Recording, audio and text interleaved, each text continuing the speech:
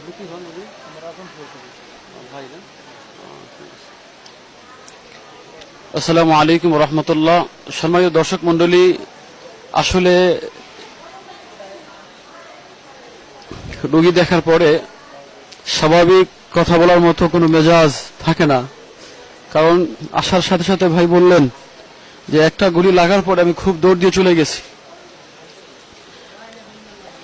আমি এর একটু আবেগ শুনতে চাই যে আপনি আল্লাহর জন্য, নবীর জন্য যে আজকে গুলি খেয়েছেন, আপনার কাছে কেমন লাগতেছে এখন?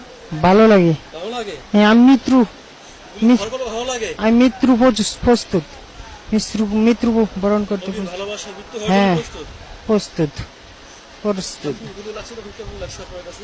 আমি মনে করছি আমি নাই ওই জায়গায়, ঠিক আছে। তারপর একটা দৌড় দিছি, আমাকে 3জন মানুষ নিয়ে মেডিকেলে চলে গেছে, ঠিক আছে। ও পুলিশ মারছে গুলিটা। হ্যাঁ, পুলিশে অনেক মানুষ অত্যাচার করছে, কম হইলে 50 জন। শুধু ঘটনাটা হয়েছে কি, একদিন আগে একটা হিন্দু লোক নবীর নামে, মা ফাতেনার নামে, তারপরে হ্যাঁ খারাপ কিছু লেখছে, লিখে ফেসবুকে দিছে। দেওয়ার পরে এটা আর আমরা মানতে পারিনি। তারপর পরই ওর আন্দোলন শুরু করে দিছে।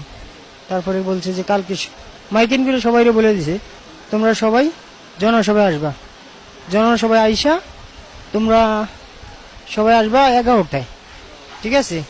তারপরে আমাদের, আচ্ছা আমি একটু বলি, তারপরে আমাদের এলাকার বড়, শুনেন না, তারপরে আমাদের এলাকার বড় হুজুররা কি করলো, 10টায় শেষ করে দিছে। তারপরে 10টায় যদি শেষ করে, তারপর আমাদের দূর দূরান্ত এলাকার যেই মানুষগুলো আছে ওরা তো আসতে পারে। আসলে এই ভাই আবেগ, আসলে সে আবেগ ধরে রাখতে পারতেছে না, আসলে অনেক কষ্ট হচ্ছে। আপনারা দেখছেন যে এখানে বুকে প্রায় নাভির উপরে, বুকের মধ্যে গুলি করছে। এই নৃশংস, এই অত্যাচার, এই জুলুম একমাত্র মাওলাই কারিমের দরবারেই পেশ করছি। অনেক কষ্ট। আল্লাহ তাআলা ভাইকে শিফায়ে আজেলা, শিফায়ে দায়েমা, শিফায়ে কুল্লিয়া নসিব করুন। সকলে বলছি আমিন। সময় দর্শক মন্ডলী, আমরা ঢাকা থেকে আসছি আমার ওই ভাইকে দেখার জন্য, যারা নবীর জন্য জান দিতে পারে, যারা নবীর জন্য রক্ত দিতে পারে। আর আমরা ঘরে বসে থাকবো, এটা হতে পারে না, এটা হতে পারে না। বাংলার মুসলমান এটা সহ্য করবে না। আল্লাহর কাছে আমরা বিচার চাই, যেন আল্লাহ তাআলাই বিচার করেন। কারণ এই বিচার আমরা কার কাছে দিব? কারো কাছে বিচার দিলে হয়তো বিচার আমরা পাবো না। এই জন্য রব্বে কারীমের কাছে আমরা বলবো যে আল্লাহ, নিরহ মুসলমানদেরকে যারা নির্বিচারে গুলি করছে, আল্লাহ তুমি তাদেরকে হেদায়েত দান করো, সঠিক বুঝ দান করো, তাদেরকেও নবীর মহব্বতে আল্লাহ তুমি দিনের জন্য কবুল করো। আল্লাহ তাআলা যেন সুস্থ করে দেন, আল্লাহ তাআলা শিফা দান করেন। আসসালামু আলাইকুম ওয়া রাহমাতুল্লাহি ওয়া বারাকাতুহু।